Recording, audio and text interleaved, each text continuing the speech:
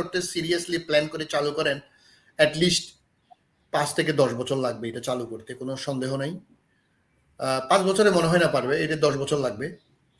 তো করুক, আমরা চাই বাংলাদেশ এগিয়ে যাক। আমাদের দেশের যে সাইজ, আমাদের যে পপুলেশন, আমাদের যোগাযোগ ব্যবস্থা, ইনফ্রাস্ট্রাকচার মারাত্মক রকম ভালো হওয়া দরকার। তার কারণ হচ্ছে আপনি যদি টেকনাফ বা তেঁতুলিয়াতে থাকেন, চট্টগ্রাম বা ঢাকা প্রধান নগরী বা অন্যান্য বড় শহরে, যাতে আমরা 3 ঘন্টার মধ্যে পৌঁছানোর ট্রেনে ব্যবস্থা সারা বিশ্বে এখন আছে। আপনি ঘন্টায় যদি 200-250 মাইল স্পিডে যদি আপনার ট্রেন, যেটা চায়নাতে, জাপানে, ইউরোপে চালু আছে, তো সেটা আমাদের এখানে হবে না কেন?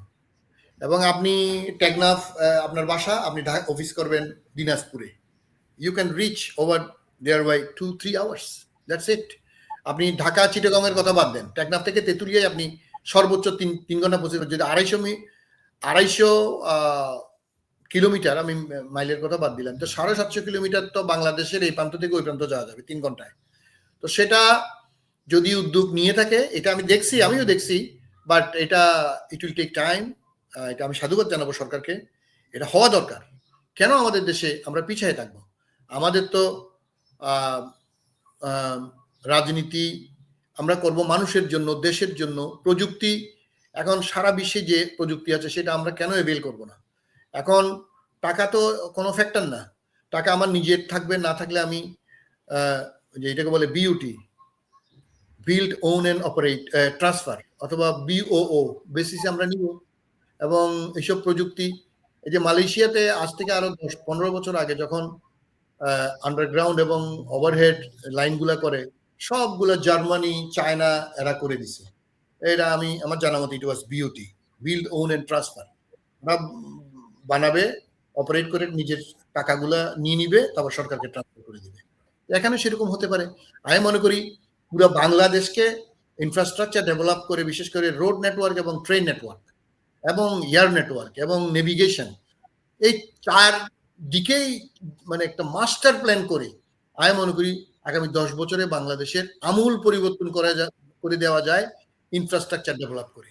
এবং সেটা একটা চায়নাকে দেন, একটা আমেরিকাকে দেন, একটা জার্মানিকে দেন, একটা মালয়েশিয়াকে দেন, একটা ইউকে কে দেন, একটা ফ্রান্সকে দেন।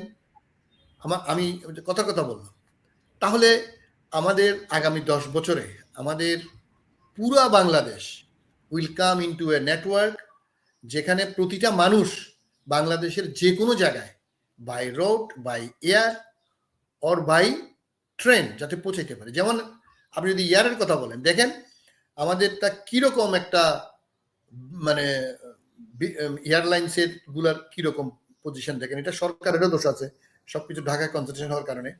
সবকিছু ঢাকা, চিটাগাং, ঢাকা, সিলেট, ঢাকা, যশোর, ঢাকা, সৈয়দপুর, ঢাকা, রাজশাহী।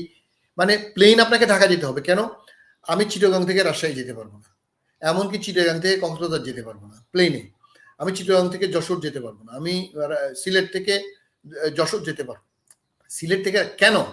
এটা কারণ হচ্ছে সব কিছু ঢাকা কনসেন্ট্রেশন। এখন যদি আমি 3টা ব্যাংকের হেডকোয়ার্টার যশোর দিই, 2টা ব্যাংকের হেডকোয়ার্টার সিলেট দিই, 2টা ব্যাংকের হেডকোয়ার্টার রাজশাহী দিই, কমার্শিয়াল ক্যাপিটাল সেন্ট্রাল ব্যাংকের অফিস আমি চিটাগং দিই, 50টা ব্যাংকের মধ্যে 20টা ব্যাংকের চিটাগং দিই, বা বরিশাল দিই 1টা-2টার ব্যাংক, বা আমি ময়মনসিংহ দিই, তাহলে কি হবে? গুরুত্ব বেড়ে যাবে।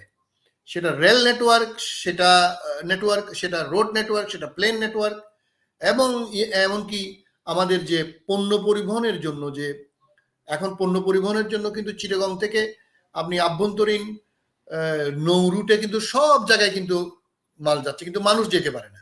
মানুষ যেতে হলে সব ঢাকা আসতে হবে। এই যে একটা ননসেন্স ডেভেলপমেন্ট, আমি বলবো এটা ননসেন্স ডেভেলপমেন্ট, এটা সমন্বিত কোনো ডেভেলপমেন্টই না। তা আমি বলবো যদি আপনি ট্রেন নেটওয়ার্ক করেন, শুধু ঢাকা চিটাগাং করলে হবে না। It should be from Chittagong to Sylhet, it should be from Rajshahi to Sylhet, it should be from Rangpur to Mymensingh, it should be from Borishal to Rangamati, it should be from Coxbazar to Tetulia, এটা হইতে হবে। এখন শুধু সবকিছু ঢাকা কেন্দ্রিক, Dhaka should be the concentration should be eliminated from Dhaka. এই একটা দেশের পুরা সবকিছুর হেডকোয়ার্টার ঢাকা শহর, এটা হইতে পারবে না। তো আমি সরকারকে বলবো, অনুরোধ করব, এই ডাইনামিক এই সরকার, আমি তারেক রহমানের এই ডাইনামিক সরকারকে বলবো, এই ঢাকাকে বাঁচানোর জন্য, বাংলাদেশের সমন্বিত উন্নয়ন করার জন্য আপনাদেরকে অনেক বেশি কেয়ারফুল হতে হবে, আপনাদেরকে একটু বিপ্লবী হইতে হবে। ঢাকা শহরকে আর এইভাবে এই সবকিছুর হেডকোয়ার্টার করে সবকিছু কনসেন্ট্রেশন করে বাংলাদেশকে আর ধ্বংস করেন না দয়া করে।